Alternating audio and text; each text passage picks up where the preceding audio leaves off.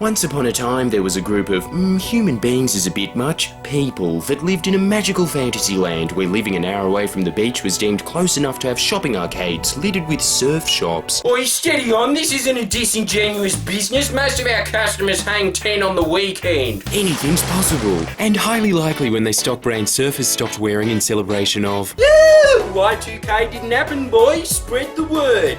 No one's ever allowed to wear Billabong or Roxy ever again, as we have surpassed the desire to wear a brand whose name means the exact opposite of surfing, as a Billabong is described as a branch of river forming a backwater or stagnant pool. Stagnant means no waves. 12 years later in Castle Hill. Oh, nice. Billabong's finally in stock, guys. A place where people have not that much disposable income, so they dine in fine restaurants that have fine views of car parks where all the teenagers hang out because... This isn't suburban America, this is suburban Australia, and this is the closest thing we've got to a mall. It's not like it was in its heyday either, but it'd be pretty sweet if they reopened Time Zone. They can dream, can't they? After all, they are the children of not the middle class. We find that term offensive. Nothing middle of the road about driving a Honda. We're the aspirational class. The fiercely loyal for no reason, rock-solid voting base of the Liberal Party that owe virtually everything they have to the policies of Labour, but because they never discuss politics or religion at the dinner table, have the rusted-on voting habits that would have made their feudal serf ancestors proud that still,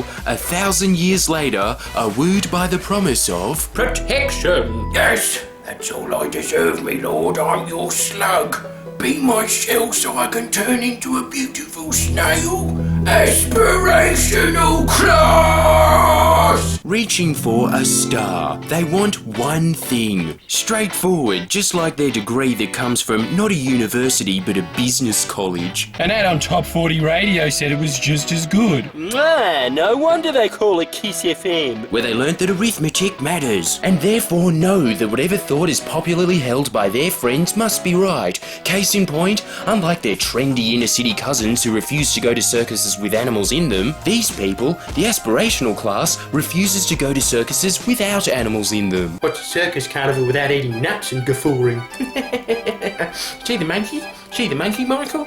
He's a pretty cheeky customer, isn't he? These people have the same say in national direction as you, believing... Mate, the government has got to be run like the most successful company I know of. Who, Apple? No, Apple's got nothing on Ray White. It would truly be a utopia if the government in power looks like a bunch of real estate agents from Ray White and had the same social skills as my circle of friends, who even though they've all known each other for 20 years and meet up for a barbecue every Saturday, the conversation is still filled with awkward pauses and small talk about... Oh, it's not a bad missile there, Steve-O. Where'd you get that from? You get that from the butcher? Yeah, no, they do a good one, don't they? Nah, not going to do the slippery on you today, mate. This guy, always up for a giggle, aren't you, Steve-O? Always, yeah. Always up for a funny, aren't you? Yeah. Oh, I probably shouldn't have practiced tips I learned from How to Win Friends and Influence People on my best friend since kindergarten. No, well, live and learn. Aspiration means having a go. Just like they did when they discovered Indian food in 2010, whose experience differs slightly from their hipster contemporaries that at least pretend to look around like they're trying to make up their minds before saying, let's see, dal, chickpea korma, that looks really good, but oh, you got butter chicken, no way, haven't had that in ages. Yeah, can I get a small serving of that, thanks? The aspirational class aspires for a simpler method of walking straight in and unashamedly asking for large butter chicken, please. Hey, have you got a cheese naan deal? And that comes as naturally to them as hoping that one day they open up a takeaway shop called House of Butter Chicken and every serving dish has just got butter chicken in it. Because, get it through your heads, just like our rusted-on MPs that have held their seats for decades in a row, no one's ever going to try anything else. Perfect example is their Great Gatsby house parties they've been hosting for 2 years straight. By pretending to be someone who's pretending to be rich, we don't have to pretend at all, old sport. The aspirational class is truly the class that Gatsby would belong to if he never learned to talk properly and possessed nowhere near as much audaciousness. This timeshare yacht will do for me. Dreamy, because pretending to be rich is our version of flipping through celebrity gossip magazines and thinking, pathetic.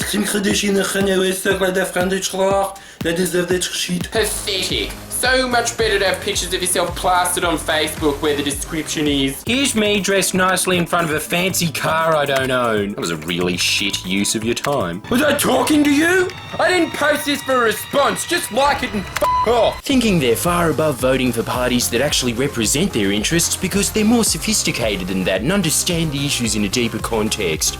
Instead choosing to vote for the only party that positions hot chicks around their candidates. Which, by the way, I'm very aware of what they're trying to do.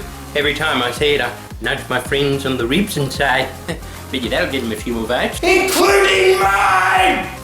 I'm voting for them because of their Christian values. Middle. Hey, what did I say before? Sorry, aspirational class Liberal voters. I'm sure anyone on the front bench of the party you support is embarrassed by you. Please press the subscribe button now. Come on.